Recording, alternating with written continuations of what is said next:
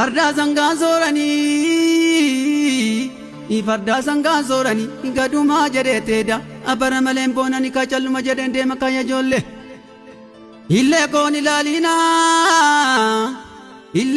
ilaalina kaawwitee akka kosorru uttirree koon ilaalina kallattee kuma cali mudhiin koon arraabamtee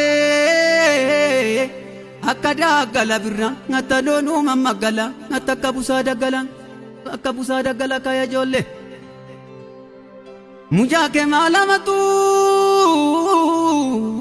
Mujaake maalamatu tarka qaalina malee garaa jabina malee kaya ijoollee.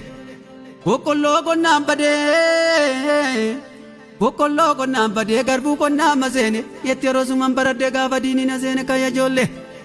Baaduun arfaasaa dhufa boqqolloon birraa dhufa mataafiin oobona dhufa.